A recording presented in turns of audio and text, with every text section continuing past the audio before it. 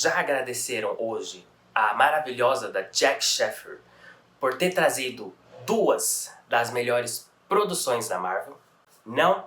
Pois agradeça. Cara, que série maravilhosa, que coisa maravilhosa foi Agatha All Along ou Agatha Desde Sempre. Sério, ela foi uma maravilha e acho que um respiro de alívio para os fãs da Marvel, que a gente ainda tem esperança de que as coisas vão melhorar. E realmente melhoraram. Pelo menos nessa série. Mas, nossa, mano, que coisa maravilhosa foi essa série, de verdade. Eu não estava hypado pra série, eu não estava animado para a série quando anunciaram que ia sair essa série. Não sei se porque, como eu falei, a gente já estava um pouco calejado, eu já estava um pouco calejado com as recentes produções da Marvel. E isso me deixou um pouco, né, com o pé atrás com ela. Mas que bom que eu paguei a minha língua com essa série. A série, ela é maravilhosa. Ela é perfeita. Antes de eu começar a falar da série em si, eu acho que é importante eu situar um pouco vocês, pra vocês entenderem pelo menos o fio da meada da série. Agatha All Along, ele é um spin-off da série WandaVision, a primeira série televisiva da Marvel. O que é um spin-off? Um spin-off é uma série derivada de uma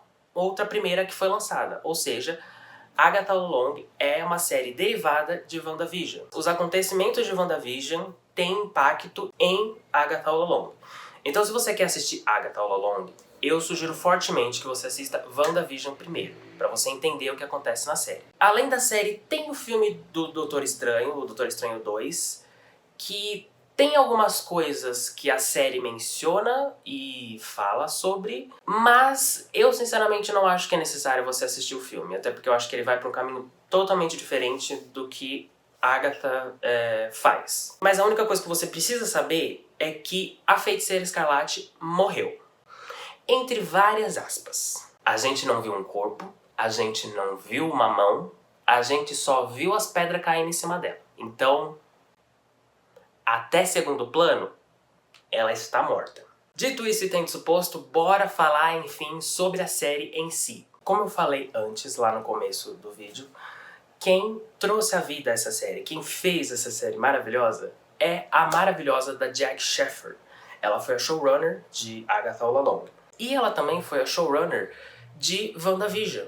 Então, você trazer a Jack pra fazer Agatha, sabendo que ela fez WandaVision, é uma ideia muito boa e é uma ideia que deu muito sucesso, né? Porque ela sabe o que deu certo e o que deu errado em WandaVision, e ela pega justamente o que deu certo e traz pro Agatha. É uma ideia maravilhosa ter a Jack como showrunner da série, porque justamente WandaVision foi um sucesso e tinha as mãos dela, então você trazer ela pra fazer o spin-off faz o total sentido. Eu li em algum lugar que agora eu não lembro exatamente onde, mas ele chamava Agatha All Along de uma transição orgânica de WandaVision, o que eu concordo plenamente. Porque assim, no final de WandaVision, a gente tem a derrota da Agatha, né, pela a Feiticeira Escarlate, a Wanda. A Wanda, ela suga todos os poderes mágicos da Agatha e aprisiona ela num feitiço de ilusão, fazendo ela viver uma realidade ilusória ali na cidade onde elas lutaram. E aí, justamente no primeiro episódio de Agatha, é o que a gente vê.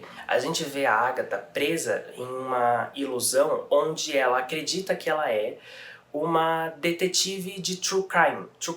Então a gente vê a Agatha presa nessa realidade ilusória. Então chamar a Agatha All Along de uma transição orgânica de WandaVision faz o total sentido. Porque se você começar WandaVision, terminar e logo em seguida começar o Agatha, você não vai sentir como se você estivesse assistindo uma série diferente. Você vai sentir como se você estivesse assistindo uma continuação de WandaVision. Então, depois que a Agatha ela é presa nessa realidade ilusória, ela consegue se libertar com a ajuda de um jovem misterioso, e aí ela é confrontada por uma velha conhecida dela. Essa velha conhecida fala pra ela que 7 bruxas, que são denominadas as 7 de Salem, estão atrás da Agatha em busca de vingança. Então a Agatha, juntamente desse jovem misterioso que ajudou a quebrar o feitiço de ilusão, eles partem em busca de juntar um coven. E aí ela busca esse coven para conseguir acessar o caminho das bruxas. O que é o caminho das bruxas? De acordo com a lenda da série e da Marvel, O Caminho das Bruxas é uma realidade onde apenas as bruxas conseguem acessar, e o caminho promete te dar aquilo que você mais deseja ou aquilo que está faltando em você.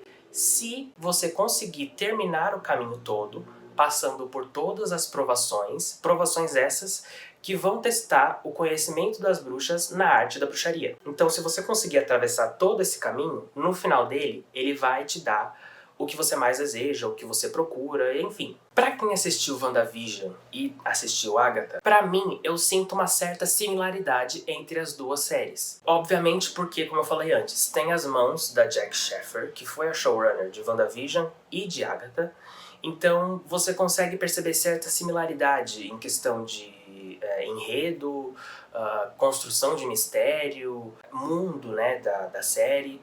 Só que ao mesmo tempo elas são duas séries totalmente diferentes. Enquanto WandaVision se prende na ficção científica, o Agatha, ele prefere usar mais dos elementos do terror, dos elementos de horror, para criar ali o seu mundo.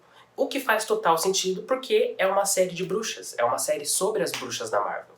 Então faz sentido você querer trazer mais essa estética do terror e do horror. E um exemplo disso é que nos momentos finais do primeiro episódio, quando a Agatha consegue se libertar do feitiço da Wanda e recobra a consciência de quem ela era, o modo que foi feito desse retomar de consciência da Agatha foi baseado em como os personagens antigos dos filmes antigos de monstros faziam a sua transformação de monstro. Então, por exemplo, quando o personagem ele estava se transformando em monstro, ele começa a se contorcer, ele começa a contorcer os dedos, ele começa a rasgar a camisa, rasgar a pele, como se algo tivesse tipo nascendo de dentro dele, né? E aí tem um momento em que ele começa a cambalear pelo cômodo, quebrando todas as coisas, derrubando todas as coisas, e aí ele bate na luz, no lustre, alguma coisa que esteja iluminando aquele cômodo, e a luz começa a balançar de frente para trás, alternando entre claro e escuro, e aí tem um momento em que ele cai, fica fora da câmera, e depois ele volta, já totalmente transformado no monstro. Isso é uma clássica referência aos filmes antigos de monstro, onde vários filmes, como o Lobisomem, o Magic e o Monstro, né, fizeram com essa forma de transformação, né, de personagem para monstro.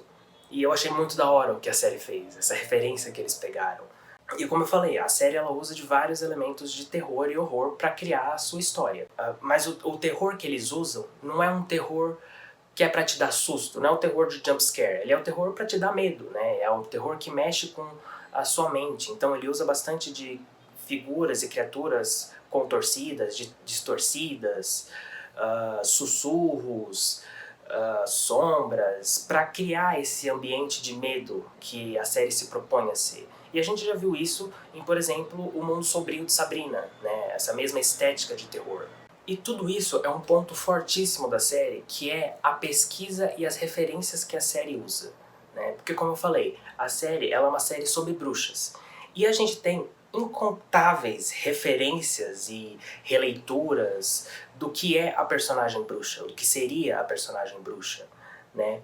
Então a gente tem muito trabalho de pesquisa, muito trabalho de referência de outras produções de bruxas, ou até mesmo da cultura pop das bruxas. A gente tem, por exemplo, o Caminho das Bruxas.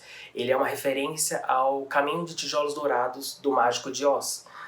Enquanto o Caminho de Tijolos Dourados ele é claro, brilhante, tem o Caminho Dourado, o Caminho das Bruxas ele é escuro, tem árvores contorcidas, é um caminho de folhas azuis, né?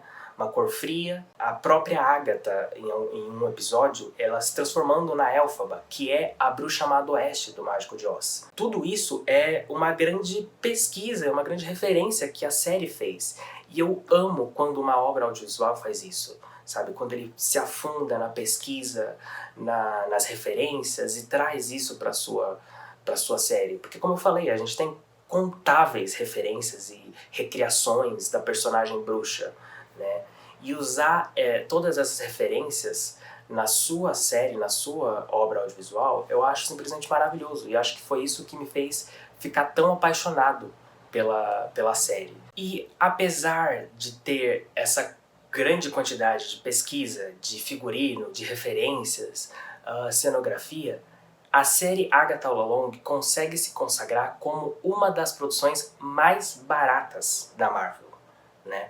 A gente tem atualmente como a série mais barata, a produção mais barata da Marvel, a gente tem Echo, e ela conseguiu fazer a sua série com 40 milhões de dólares. Pra gente é muito, tá? Não tô dizendo, não tô dizendo que isso é pouco. Eu queria ter 40 milhões de dólares na minha conta nesse exato momento. Mas para uma produção audiovisual, realmente é muito, porque você tem que pensar em roteiro, você tem que pensar em figurino, você tem que pensar em cenografia, você tem que pensar em artista, você tem que pensar em pagar essas pessoas. Essa última parte é muito importante, tá? Então 40 milhões de reais é realmente... milhões de dólares? Realmente pouco para uma produção tão grande como as produções audiovisuais são. Mas ainda assim, ela não é o fator principal. Você não precisa gastar. E isso é um grande soco na cara da Marvel para mostrar que você não precisa gastar bilhões, trilhões com efeitos especiais, muitas vezes merda, para tornar a sua série boa, para tornar o seu filme bom. Você consegue fazer uma série boa com roteiro, com personagens, com enredo. Você consegue fazer uma produção audiovisual muito boa com esses elementos. E eu não estou dizendo que os efeitos especiais eles não são necessários para uma obra audiovisual. Muito pelo contrário, eles são muito necessários. Porque ele faz você se inserir nesse mundo onde ele está se passando, né? Então é bem importante os efeitos especiais. Mas ele não é o fator principal para fazer a sua série ser boa ou ser um sucesso. Agatha All Along tá aí. É uma série maravilhosa. Então você não precisa de 100 bilhões de reais em efeitos especiais merda e causar problemas sem pagar esses profissionais. Tá, dona Marvel? Eu tô de olho em você, viu? Eu sei de quem eu sou fã, sua safada. Então você não precisa dessa quantidade enorme de dinheiro para produzir uma série, um filme bom. Boa parte dos efeitos especiais foram efeitos práticos, foram feitos com máquinas, foram feitos à mão, com maquiagem, com edição também. Então você consegue fazer isso sem gastar horrores com efeitos especiais, muitas vezes merda. A partir desse momento, eu quero deixar registrado aqui que eu vou apenas tecer elogios e vou falar o quanto esse casting e essas atrizes e ator são maravilhosos para essa série. Também fica aqui um disclaimer e um aviso, porque a partir daqui eu vou dar alguns spoilers da série, porque eu não tenho como fugir disso, né? Alguns personagens são muito importantes pra trama e pro enredo da série, então eu vou ter que falar sobre eles e falar a maioria dos spoilers da série. Então, se você não quer ouvir spoilers, vai lá na Disney Plus. Não, isso não é um merchan, mas se quiser eu tô aí. Mas vai lá na Disney Plus. A série da Agatha tá totalmente completa, já tem todos os episódios liberados. São 9 episódios ao todo. Vai lá assistir, termina de assistir e volta aqui pra gente continuar conversando, tá bom? Pra você que quer ficar, que você já assistiu Agatha e quer conversar sobre, bora que eu vou tecer elogios a esse casting de atrizes e atores maravilhosos. Sem mais delongas, eu vou começar justamente pela estrela desse show. Ela que carrega o nome dela nesse show, nessa série. Eu vou começar pela Agatha fucking Harkness, tá? Feita maravilhosamente bem pela atriz Kathryn Hahn. Sim, essa grande gostosa e maravilhosa tem 51 anos. Pelo visto, ela é realmente uma bruxa, não é mesmo?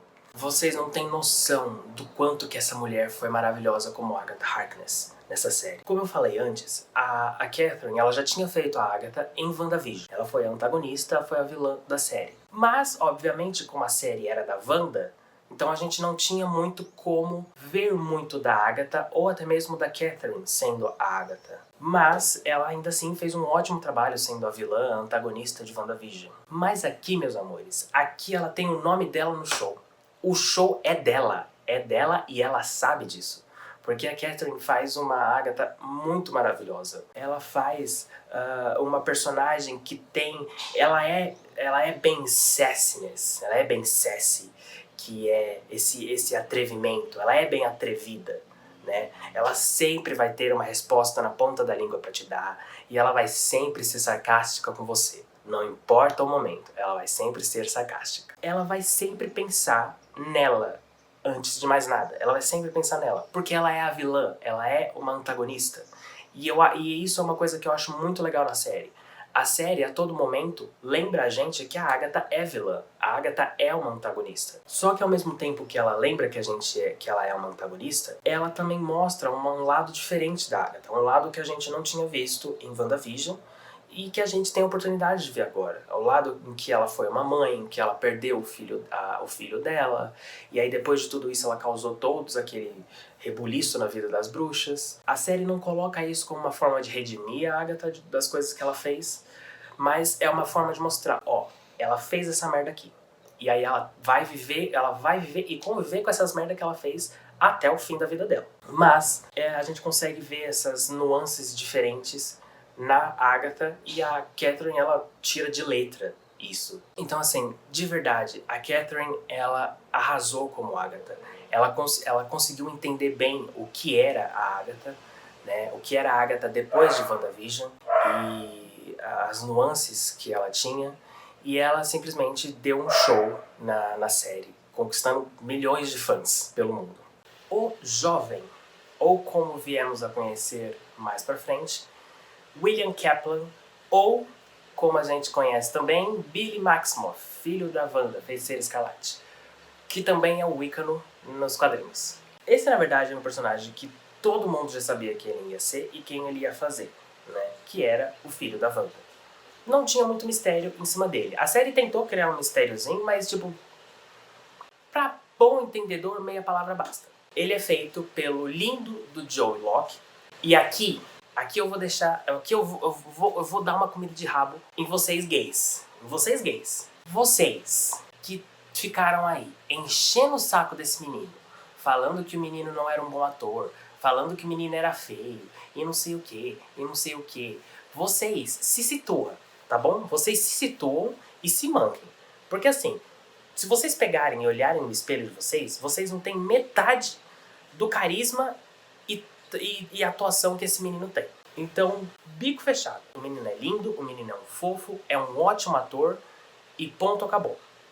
Não se discute mais isso. Depois desse fecho, voltemos a falar do personagem. O Joe entregou uma ótima versão de Billy William. É assim que eu vou chamar ele, Billy William. o Joey, ele fez um ótimo trabalho fazendo esse personagem. E ele entregou uma versão que eu vejo muita gente se identificar com, sabe? Esse jovem de 16 anos que adora uma coisa esotérica, e aí ele pesquisa sobre bruxas, sobre magia, sobre misticismo. Ele é o jovem místico.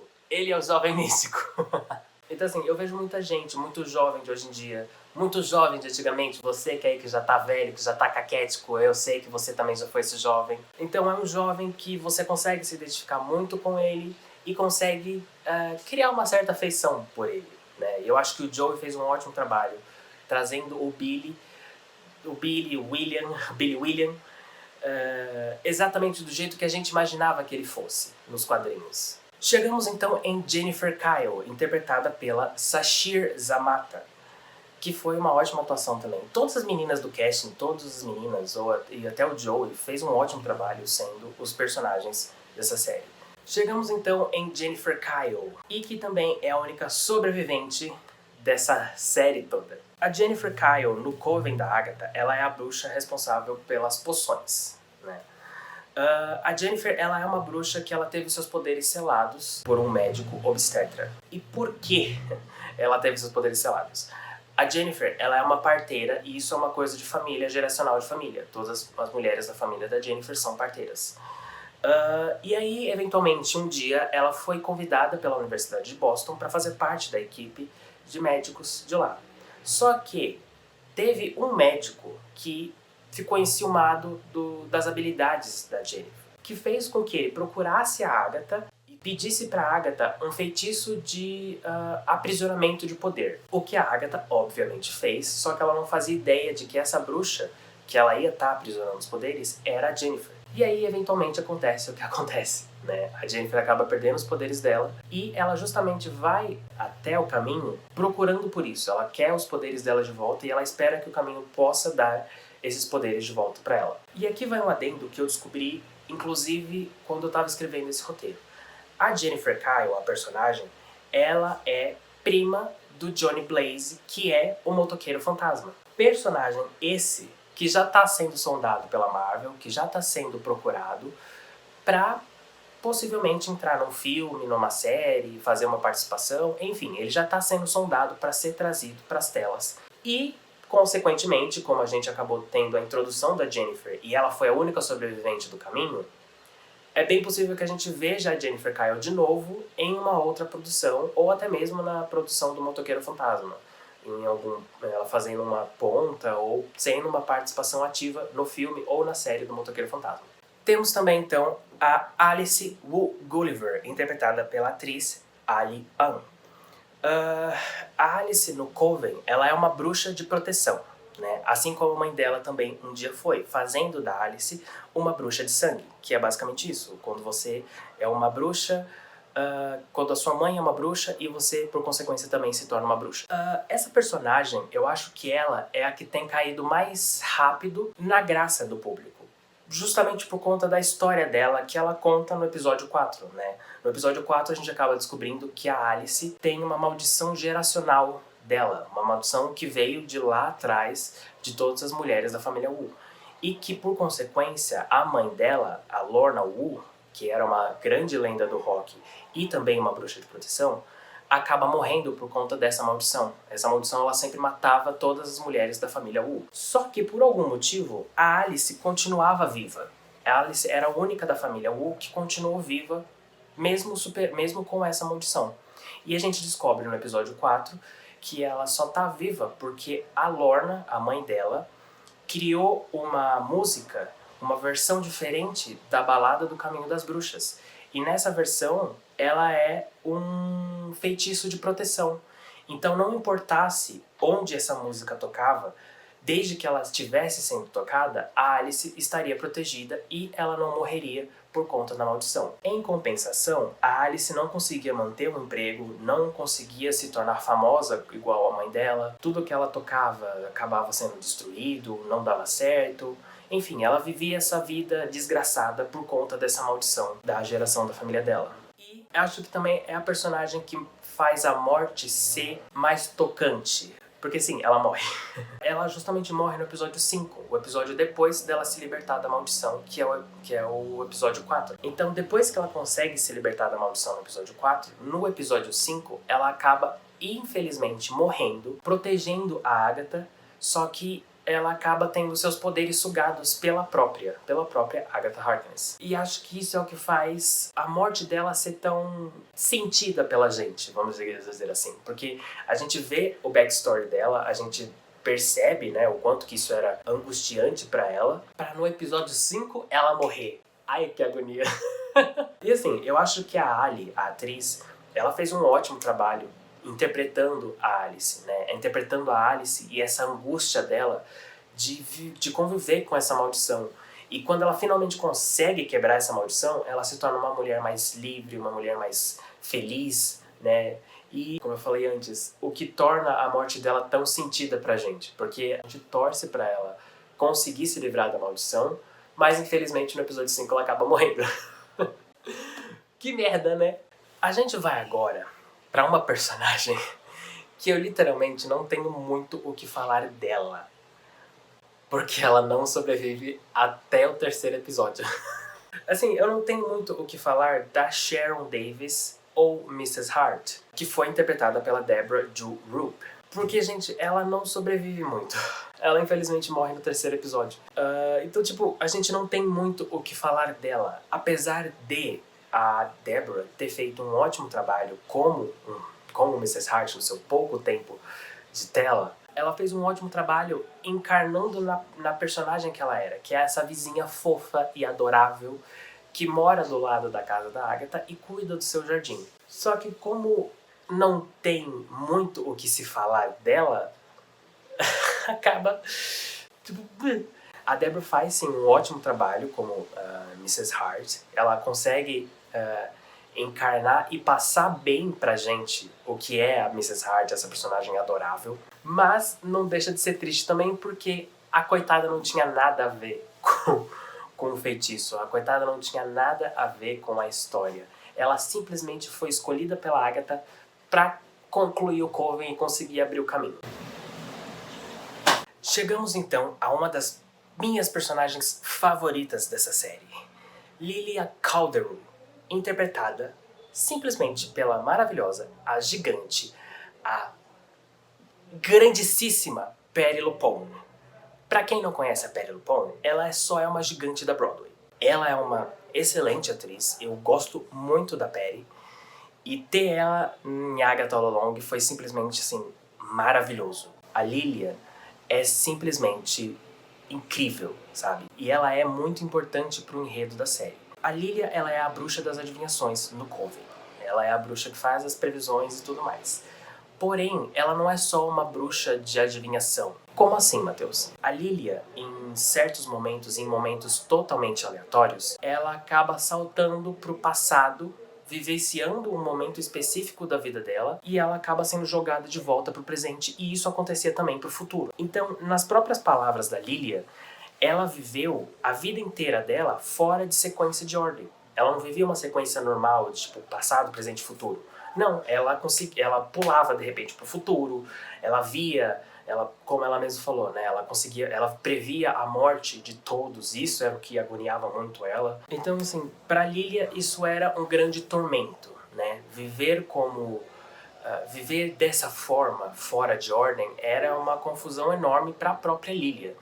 E eu vi as pessoas falando que a Lilia, ela seria uma representação de uma pessoa com Alzheimer.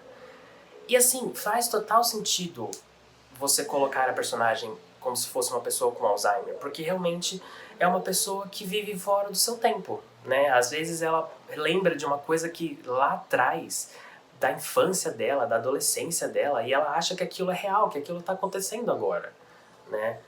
É um pouco trágico, mas é bom você ter essa profundidade nessa personagem. E lembra quando eu disse que ela era uma personagem importante pro enredo da série? Pois bem, a Lilia, ao longo de 6 episódios, a Lilia falava aleatoriamente o nome de uma carta de tarô. Aleatoriamente. Isso causava uma certa confusão na gente que estava assistindo, porque, tipo, ela falava aquele nome e simplesmente esquecia. Ela não lembrava mais do que ela estava falando, porque justamente por conta disso, ela estava saltando nessas linhas temporais dela. Porém, no episódio 7, o episódio que inclusive é o episódio focado na Lilia, a gente descobre que essas cartas que ela falava aleatoriamente eram as cartas da aprovação dela. Porque na aprovação dela, na aprovação da adivinhação, ela teria que fazer uma leitura de tarô para alguém, no caso, para ela mesma. E essas cartas que ela estava falando eram as cartas dela, as cartas que ela precisava colocar ali no pedestal para ela concluir a aprovação. O episódio 7, como um todo, ele é assim maravilhoso, porque a forma como ele é contado é muito maravilhoso. Porque assim, esse é o episódio 7. Antes do episódio 7, a gente tem outros 6. E durante esses 6 episódios, a Lilia ia jogando esses mistérios pra gente assistir. Só que ela não concluía, então a gente ficava com aquele negócio tipo, como assim? O que isso quer dizer? O que isso tá querendo dizer? E no episódio 7 é onde tudo isso se conclui e se resolve. E o episódio 7, ele é maravilhoso em vários quesitos. Porque assim, você escrever um roteiro focado num episódio, mas que ao longo dos outros 6 você tem que jogar uma espécie de mistério, uma espécie de confusão pro telespectador, e uma confusão que ele não pode ser exagerada a ponto do telespectador ficar perdido no enredo da série, mas que ele te atice a curiosidade. E no episódio 7 você amarrar tudo isso num episódio é simplesmente maravilhoso. E principalmente porque a gente vive o que a Lilia viveu, né? A gente vive essa ideia de pular pro passado, presente, futuro, essa desordem que a Lilia viveu. Então a gente sente na pele o que a Lilia sentia. E isso, tipo, é maravilhoso. Não é só pela questão do roteiro, mas outras áreas também merecem o parabéns para esse episódio. A área de fotografia, a área de direção, figurino, assim, o episódio 7 é um episódio maravilhoso, é o melhor episódio da série e isso por geral, né? Colocado por geral. Todo mundo amou esse episódio e todo mundo achou ele incrível. O episódio 7, infelizmente, também é o episódio da morte da personagem da Lilia Caldero. Mas assim, apesar de ser, obviamente, muito triste, é um episódio que, tipo, ele dá uma conclusão pra personagem, sabe? A Lilia, ela finalmente entende os poderes dela e aceita os poderes dela, o que era uma dificuldade pra ela, porque ela não conseguia entender aquilo que ela vivia. Ela vivia o passado, ela vivia o presente, ela vivia o futuro, tudo fora de ordem. E quando ela finalmente consegue entender e encaixar esse poder dela, ela aceita o poder dela e, inevitavelmente, acaba morrendo com um ar de satisfação e de missão concluída, né, por ela mesma. Com relação à atuação da Peri Lupone, gente, eu não tenho o que falar. A Peri, ela é simplesmente maravilhosa, ela é incrível, ela conseguiu captar muito bem o que a Lilia seria, tanto pro enredo como pra história da personagem, as angústias da Lilia em viver esse passado, esse presente, assim, maravilhoso. Ela também é um pouco do alívio cômico da série, justamente por ela ser essa personagem meio maluca, meio maluquinha. Então, assim, é simplesmente maravilhoso. A Peri, não tenho o que falar, a Peri Lupone é maravilhosa, é perfeita. Beijo, Peri! É lógico que ela vai assistir, né? E finalmente chegamos à última personagem e, na minha vasta opinião, a minha favorita. A personagem Rio Vidal, que é interpretada maravilhosamente bem, impecavelmente bem, pela Aubrey Plaza. A Rio Vidal, e aqui vai uma curiosidade, ela foi criada inteiramente para a série. Ou seja, ela não existe nos quadrinhos da Marvel. Ela é uma personagem maravilhosa. Ela é essa personagem que tem esse sassiness, esse atrevimento, o mesmo atrevimento que a Agatha tem. Só que diferente da Agatha, a Rio, ela é um pouco mais maníaca. Ela é aquela personagem que vai soltar uma piada um pouco mórbida, um pouco estranha, a personagem esquisita do grupo. E é o que torna ela também, acho que é um pouco cômica, porque ela é totalmente louca, ela é totalmente maníaca. A primeira oportunidade que ela tiver de rasgar uma garganta, ela vai rasgar uma garganta. E assim, a Aubrey, ela conseguiu interpretar muito bem essa personagem maníaca da Rio, né? Essa personalidade maníaca da Rio. Ela é simplesmente maravilhosa, sério. Ela é simplesmente maravilhosa e uma das personagens mais importantes no universo da Marvel. Porque no episódio 7, a gente acaba descobrindo que Rio Vidal, na verdade, é a morte. Ela é a personificação física da morte. Nos quadrinhos, a entidade morte, ela é uma entidade cósmica e de extremo poder, de grande poder. Mas na série, a série teve essa liberdade criativa de colocar a morte como se fosse uma entidade cósmica, mas uma entidade mística também. E ela como a série chama, né? Ela é a bruxa verde original. Ela é a bruxa da Terra original, o que faz total sentido pra morte. Do pó viemos e do pó retornaremos, né? Faz total sentido você colocar essa liberdade criativa em cima da personagem morte, né? Pro contexto da série. E colocar ela como se ela fosse a bruxa verde original. Depois de falar tanto sobre essa série, finalmente cheguei ao final desse vídeo. E um resumo geral sobre a série. A série é muito boa. Eu amei cada pedaço dessa série. Eu amei acompanhar toda semana um episódio novo dessa série. Apesar de eu não acompanhar fielmente ao horário, porque a série saía às 10 horas da noite, e 10 horas da noite eu já estou no 15º sono. Então, eu assisti ela toda quinta-feira de manhã. Mas assim, foi muito bom acompanhar essa série. Ela reacendeu a chama que eu tinha apagado com relação às produções de super-heróis, sabe? Essa coisa de querer assistir e querer acompanhar. Porque, como eu falei, eu já tô um pouco calejado com as produções da Marvel, e não só com as produções da Marvel, mas com as produções de super-heróis no geral. Eu acho que, assim, as séries da Marvel conseguem fazer um trabalho muito melhor do que os filmes. As coisas acabaram ficando muito mais no mesmo, sabe? É herói contra vilão, é vilão contra herói, é vilão que se redime, é herói que toma um rumo mais vilanesco. E isso acaba ficando muito mais do mesmo, o que é o que aconteceu, pelo menos na minha opinião e na minha visão com as obras de super-herói, sabe? Mas as séries da Marvel, e eu acho que até outras séries de super-herói, conseguem se distanciar mais do que os filmes. As séries de super-herói conseguem focar em outras coisas além da luta contra o vilão, contra o mocinho, contra o vilão, sabe? E eu acho que isso é muito bom pras obras em geral de super-heróis, né? Obviamente, no final, você tem a luta do herói contra o vilão, porque afinal de contas é uma série de super-herói, a gente não tem como fugir disso, eu sei disso. Mas o que eu quero dizer é que a gente pode aprofundar mais em personagens, em histórias, em tramas, do que simplesmente colocar o Capitão América contra o Caveira Vermelha. Que tudo bem, no começo isso era legal, mas é que agora já ficou um pouco calejado, né? Então eu acho que as séries, no geral, as séries têm se saído muito melhor do que as produções fílmicas de super-herói. E voltando pro Agatha, gente, Agatha é simplesmente maravilhoso. Eu amei cada segundo dessa série, amei ter acompanhado essa série, e vibrar e teorizar sobre as coisas que essa série traz e pode trazer para o universo da Marvel. Ela é uma série super fechada, ela tem o começo, meio e fim, ela fecha todas as coisas que ela abriu durante a série, né? É uma série completíssima, mas assim, ela deixa obviamente algumas perguntas soltas, mas isso não é ruim, porque essas perguntas soltas é mais no sentido de o que a gente pode explorar no futuro, né? Como, por exemplo, quem é o pai do Nicholas, né? Que é o filho da Agatha. Por que que a Morte, a Rio, veio buscar o Nicholas antes mesmo dele nascer, né? A gente teve, finalmente, a menção ao Mephisto, né? na série da Agatha. Então, será que ele tá próximo de aparecer? Será que ele vai aparecer em algum outro lugar, alguma outra série? Será que finalmente teremos esse personagem que todo mundo tá tão louco pra conhecer?